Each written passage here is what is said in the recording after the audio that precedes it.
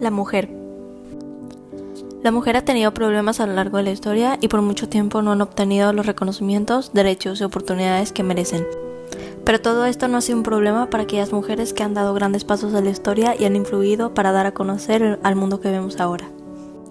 No obstante, hablaremos de uno de los problemas más grandes que han tenido las mujeres: el mundo laboral. Sin embargo, todo esto comenzó hace miles de años, a principios de la civilización. Hombres y mujeres se dedicaban a la supervivencia, pero estos tenían roles diferentes. Durante la prehistoria, los hombres se dedicaban a la caza de animales grandes, mientras que las mujeres recogían legumbres, frutos e incluso se dedicaban a la pesca, siendo un trabajo que aseguraba la alimentación y era de suma importancia. En la Edad Media, mujeres y niñas se encargaban del campesinado, participando en actividades agrícolas, ganaderas, cuidaban de los niños, etc. Pero también mujeres de la zona urbana realizaban talleres artesanos comercializando sus productos. En la Edad Moderna se excluyó a las mujeres de las profesiones que venían realizando y se las recluyó cada vez más al ámbito familiar.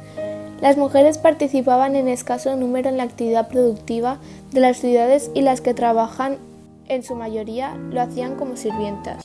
Con frecuencia eran objeto de explotación económica y sexual por parte de sus patronos. En 1792, Mary Wollstonecraft escribió Vindicación de los derechos de la mujer. En ella se hacía una defensa de los derechos de las mujeres contra su anulación social y jurídica. Esta obra es tenida como el comienzo del movimiento feminista contemporáneo, pues en ella se defiende el derecho al trabajo igualitario, a la educación de las mujeres y a su participación en la vida pública. El siglo XIX se caracteriza por la existencia de profundas transformaciones en los ámbitos ideológicos, económico y social que inciden de manera esencial en las mujeres.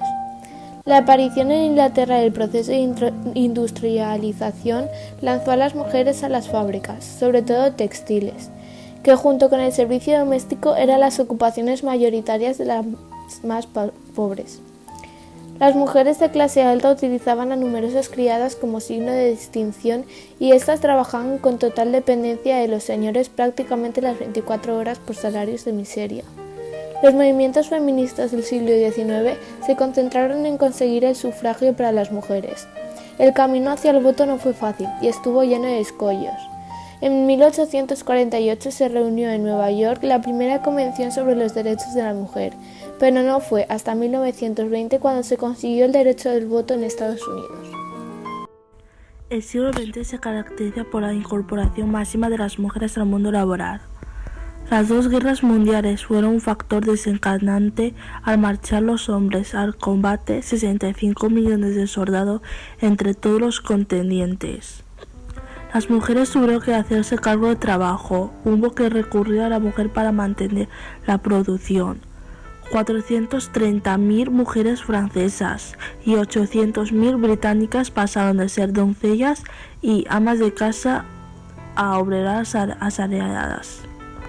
Tras la Segunda Guerra Mundial, en los países capitalistas, la mano de obra femenina representaba un tercio de los trabajadores, mientras que en el mundo social era de un 50%, ya que la Revolución Rusa es de 1917 fue la primera en registrar que el salario femenino debería ser igual a masculino, al igual trabajo y igual salario. Los nuevos tiempos suponen un cambio significativo en la concepción del trabajo femenino. Se empieza a considerar que es necesario y que además dignifica a la mujer. Las mujeres de clase media acceden cada vez más a un trabajo más cualificado y mejor retribuido. Actualmente las mujeres compasan las universidades y son fuertemente competitivas en todo tipo de trabajo, incluidos los técnicos. Hasta hoy en día se puede ver un cambio notorio en la situación de las mujeres en el trabajo, pero aún así sigue habiendo grandes contrastes entre los países, donde en muchos de estos las mujeres siguen siendo marginadas y esclavizadas. Sin embargo, mujeres de países desarrollados también enfrentan los problemas día a día. Uno de los grandes problemas es los estereotipos. Día a día se escucha decir una gran variedad de estereotipos femeninos, que las mujeres son más sensibles, que no saben acerca de la mecánica, que no pueden conducir, hablar de deporte y muchos otros más que son tomados en cuenta en el ámbito laboral. Algunos de estos estereotipos atribuyen ventajas en distintos campos de empleo, educación, medicina. Sin embargo, en otros empleos suele ser un obstáculo. Y cómo no mencionar la relación entre el hogar y el trabajo. Mujeres trabajadoras y madres deben enfrentar esta difícil situación, encargarse del cuidado de los hijos y trabajar remuneradamente al mismo tiempo. Este gráfico muestra cómo las mujeres, teniendo o no empleo, siguen ocupándose del trabajo doméstico más que el hombre. Además, otro puede ser una complicación al buscar empleo. Eso no es todo. Esta es una de las mayores injusticias en el mercado laboral, del que seguramente habéis escuchado, la brecha salarial.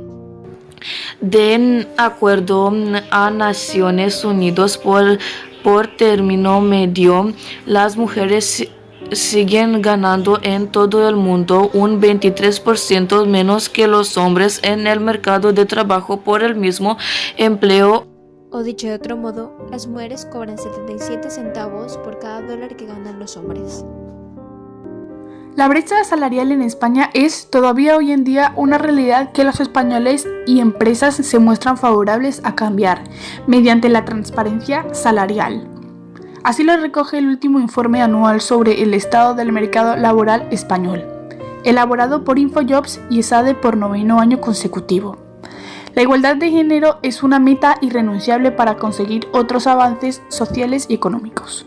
El secretario general de la Organización de las Naciones Unidas asegura que si las mujeres pudieran participar en la economía en igualdad de condiciones con los hombres, el PIB mundial podría aumentar un 26%.